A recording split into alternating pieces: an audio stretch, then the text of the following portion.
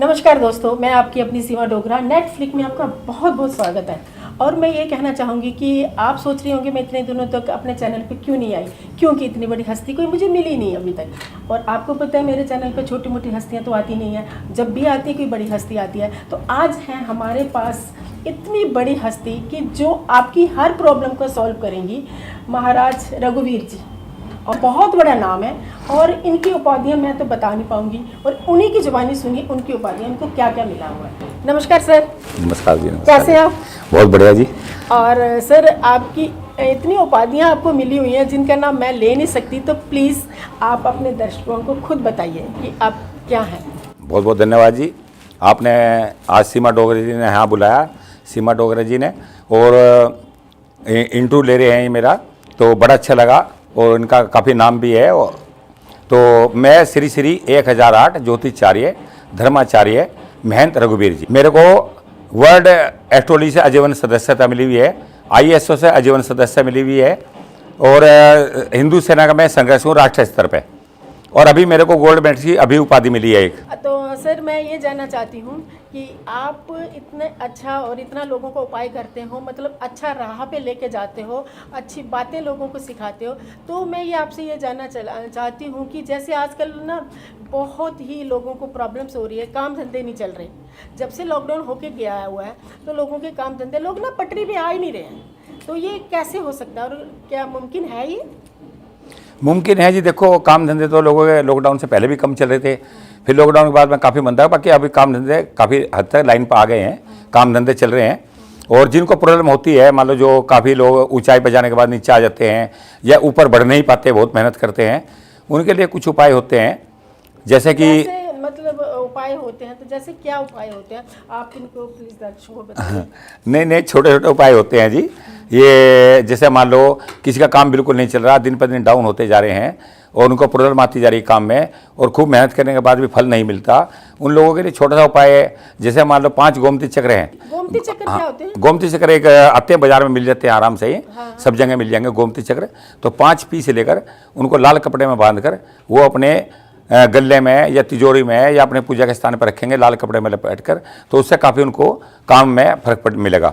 क्योंकि काम कई तरह से बंद होता है। जैसे मान लो पितर दोष हो गया किसी को, उससे भी काम में प्रॉब्लम आती है। कोई नज़र लगा दी, उससे भी काम में दिक्कत आती है। और कुछ लोग उल्टे सुलटे काम करते हैं, उससे भी काम में दिक्कत आती हैं। जी, मैं ये जानना चाहती हूँ आपसे कि पितृदोष का कैसे पता चलेगा कि पितृदोष है? पितृदोष में काम नहीं चलेगा, बच्चों की शादी में रुकावट आएंगी जी, काम धंधे में दिक्कत तो करते करता है पितृदोष।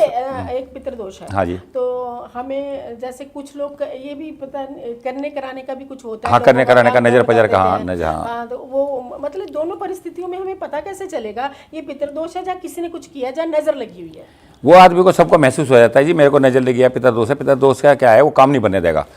और ये पितृदोष जब भी होता है जब कोई किसी पे कोई क्रिया करता है, नजर लगाता है, तभी होता है ये। मतलब पितृदोष ऐसे नहीं होता अपने आप कभी भी। अच्छा, मैं ये कहना चाहती हूँ कि जैसे जो हमारे पितर होते हैं, हाँ जी, उनको हम खुश नहीं रख पाते। हाँ जी, तो फिर वो हमें प्रॉब्लम देना चाहते हैं, ताकि प्रॉब्लम देने की वजह से हम उनको याद कर सके। हाँ जी, हाँ जी। ऐसा है क्या? ऐसा भी है जी। पितर का अगर जो आपने उपाय करना है तो काफी लोग, पंडित लोग काफी पैसा लेते हैं पितर के उपाय के। बाकी मैं एक छोटा सा उपाय बता रहा, इससे पितर आपके खुश भी रहेंगे और काफी फायदा मिलेगा। ये उपाय ऐसा है, जय 5 फल लेकर अपने पितरों के, अपने पूजा के स्थान पर रखें उनको, और फलों को काट के रखें, ना कि साबुत रखें। फल 5 मिल के फल लेकर काट के रखने के बाद में उनको उनके सामने रखें और अपने अक्षमा याचना करें कि हमारे से कोई गलती जीवन में रही है, कुछ दिक्कत आई, परेशानी है, हमारी दूर करें, हमारा साथ दें, और वो प्रसाद फिर थोड़ी देर बाद सब उठाकर खा लें अपना परिवार में। क्या बात है! देखो, छोटा सा उपाय है और आपका पितृदोष 1 मिनट में चला जाएगा। 5 फल जिनको काट के आपने अपने भगवान के आगे रख देने, अपने पितरों का नाम लेना, शायद। हाँ, अपने पितरों का नाम लेना, याद करना है मन मन में, उनको आगे रख देना है, और थोड़ी देर में मतलब जो भी आपकी समस्या है उनके आगे जाहिर कर देनी है। उसके बाद आप वो सब परिवार में मिल बांट के खा लीजिए। तो मतलब ये है कि अगर आपने खाया तो आपके पितरों को मिल गया। Thank you sir, thank you so much. आप इतना अच्छा उपाय, छोटा सा उपाय आपने, छोटा सा उपाय, अच्छा उपाय है, बहुत अच्छा उपाय। इससे काफी लाभ मिलेगा उनको। 90% तक लाभ मिलेगा। किसी को नजर लगी हो तो नजर में क्या करना है? नज़र में ऐसा है जी, जैसे मान लो किसी को नज़र लगी है, उसको ऐसा कर सकते हैं, हमें अपने ऊपर से 5 नींबू लेकर काले कपड़े में बांधकर 7 बार ऊपर से नीचे तक उतार कर, सिर से पैर तक या पैर से सिर तक, मान लो किसी भी तरीके से कर ले, फिर उनको बहते हुए पानी में बहा दें। तो उससे नज़र काफ़ी हद तक कम हो जाएगी। Okay okay okay. तो गुरुजी ये मतलब जो 5 नींबू काले कपड़े में बांध के अपने सिर पे पूरे हाँ जी, हाँ जी। सिर पे करने हैं, हाँ। वो दिन को करने हैं चाहे रात को किसी भी टाइम कर लें, रात को कर लें, शाम को कर लें, इसमें कोई वो नहीं होता है। ये सब माता काली के उपाय हैं और इसमें कोई पाबंदी नहीं होती है। लाल किताब के उपाय नहीं है, माता के उपाय हैं। अच्छा तो इसमें क्या है, ये किसी भी टाइम कर सकते हैं, किसी भी दिन कर सकते हैं। अच्छा, मतलब कोई डे कोई डे का कोई हिसाब नहीं है। कहते हैं हाँ। शनिवार को करो, नहीं नहीं, ऐसा मंगलवार कुछ को नहीं, करो। किसी भी दिन कर सकते हैं। ये जैसे पानी में पाएंगे तो उनकी जो नज़र पजर हट जाएगी, पानी में चली जाएगी वो। ओके। बस। और गुरुजी एक बात और छोटी सी हाँ जी, हाँ मैं जी। आपको कस दे रही हूँ कि मैं ये पूछना चाहती हूँ आपसे कि आप अगर किसी का प्रॉब्लम्स और ज़्यादा बढ़ती जा रही हैं, जैसे किसी का किया कराया है, हाँ जी, हाँ जी। तो किया कराया का हमें क्या करना चाहिए? किराया किराया जो होता है ना जी, इसके बहुत छोटे से उपाय हैं। किराए के लिए आप कभी भी अपना मंदिर में जाइए। जैसे मान लो किसी मंदिर में गए, बाबा शिव के, माता के मंदिर में गए, वहाँ माथा टेकें और माथा टेकने के बाद में वहाँ से जो प्रसाद मिले या प्रसाद चढ़ा के आओ, वो अपने घर में लाओ, सबको बांट दो।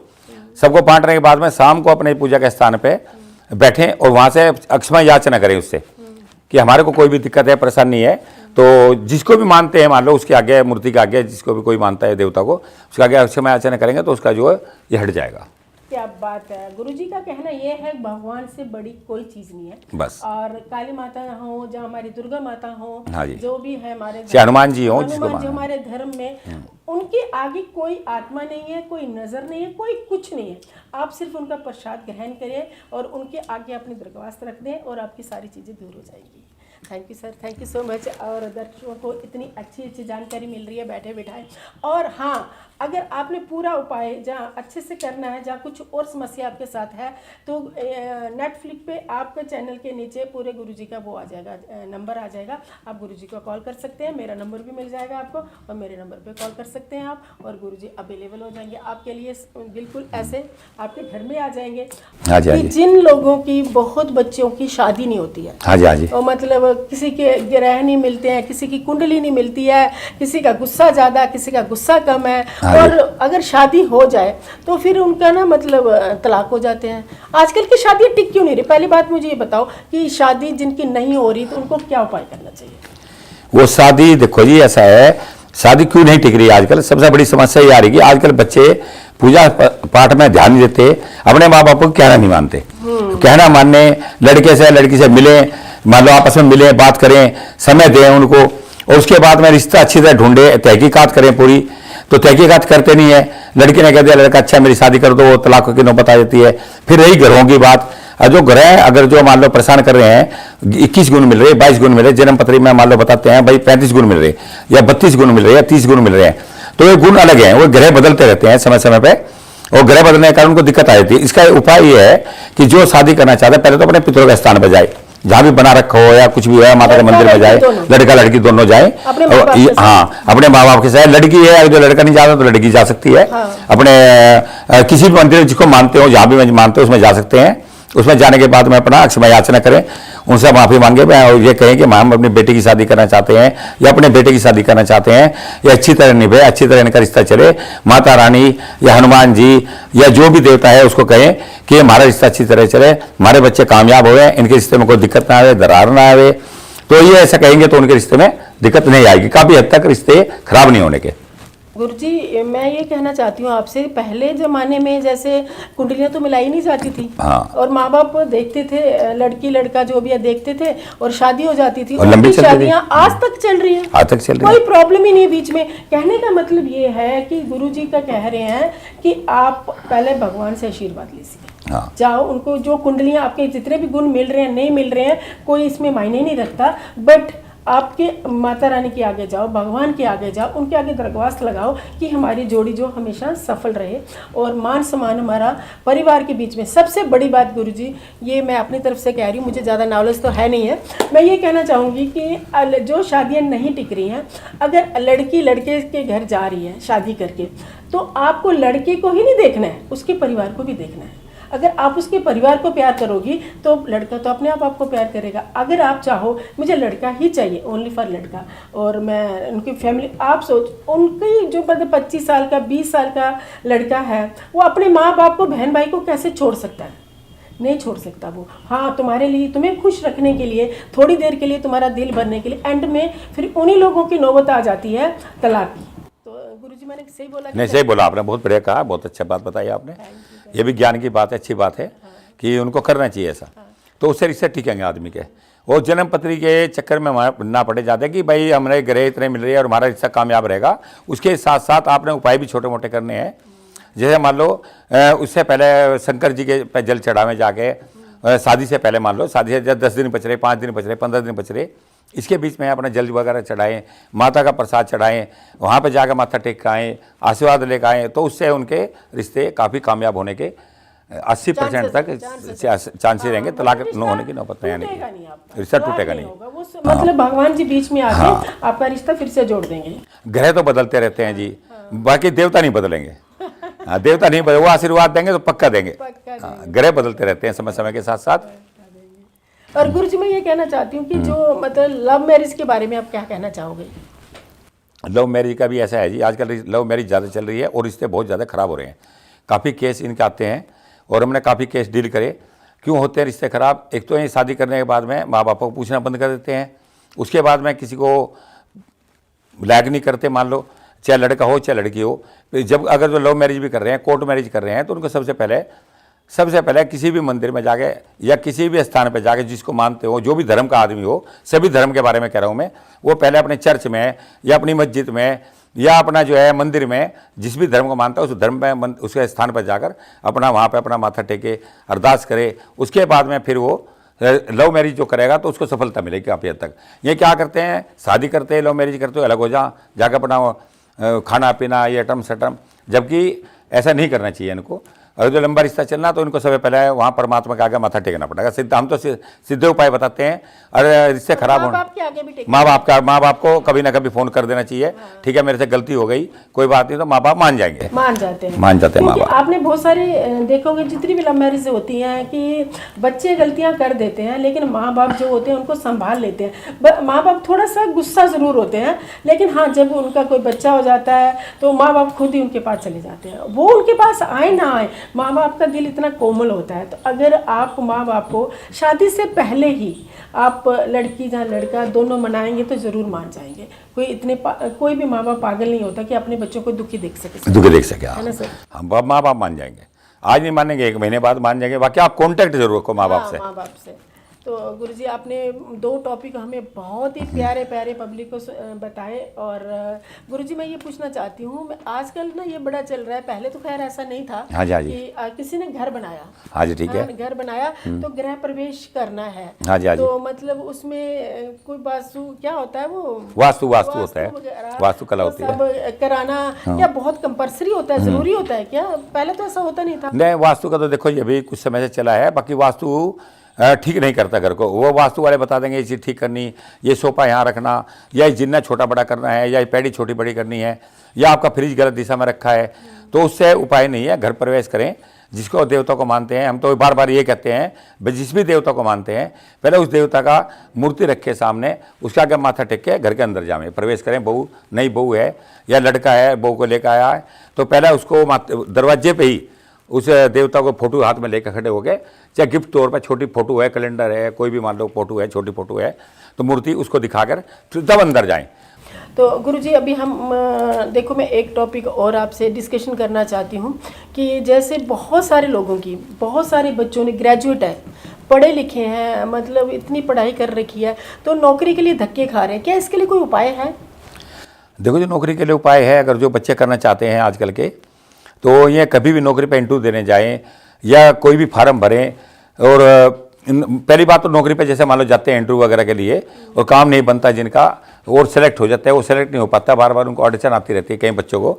और नौकरी छोटा सा उपाय है, अपना 2 गोमती चक्र लें।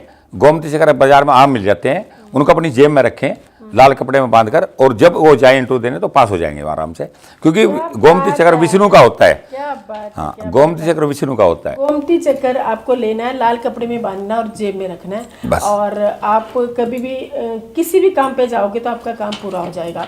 हाँ, ये उन लोगों के लिए है जो बार बार रिजेक्ट हो जाते हैं। आपने ग्रेजुएशन कर रखी है उनके लिए, ये नहीं है कि आपने पढ़ाई नहीं की तो आपने गोमती चक्र डाल लिया जेब में और पहुंच गए, उससे ऐसा कुछ होने वाला नहीं है। बट हाँ, आपने ग्रेजुएट पढ़े लिखे हैं, आप जिस जॉब पे जा रहे हैं बार बार रिजेक्ट हो रहे हैं, बार बार रिजेक्ट हो रहे हैं और आपका कॉन्फिडेंस लेवल डाउन हो रहा है, तो आपको ये उपाय करना जरूरी है। क्यों सर? हाँ, ये बहुत अच्छा उपाय है, बहुत सस्ता है। तो जो आप बार बार आपको नहीं मिल पा रही सफलता, तो आपको सफलता जरूर मिलेगी, जरूर मिलेगी, 90% तक सफलता जरूर मिलेगी। हाँ, तो सर मैं ये कहूँगी, अगर आपको पूरा उपाय करना है जिन बच्चों के लिए, जो बच्चों को नौकरी नहीं लग रही, जहाँ घर में प्रॉब्लम्स आ रही है, जहाँ मतलब काम में प्रॉब्लम्स आ रही है, तो सर को फ़ोन कर सकते हो आप, और सर डिस्कशन करेंगे, आपसे बात करेंगे फ़ोन पे, और आप सर को घर भी बुला सकते हो, घर में बुला के भी अपना काम करवा सकते हो प्रॉपर तरीके से। अभी तो सर आपको छोटे छोटे टिप्स दे रहे हैं, जो मैं टिप्स लेके आपको तक पहुँचा रही हूँ, तो आप इस टिप्स को ज़रूर फॉलो करिए। अगर फॉलो करने से आपको फ़ायदा मिलता है तो सर को ज़रूर कॉल कीजिए। तो सर मैं ये कहना चाह रही हूँ कि बच्चों के जो नौकरियां पे वो आगे बढ़ते हैं, और ये डाल के चले जाए, अगर इनको फिर भी जॉब ना मिले तो क्या करें?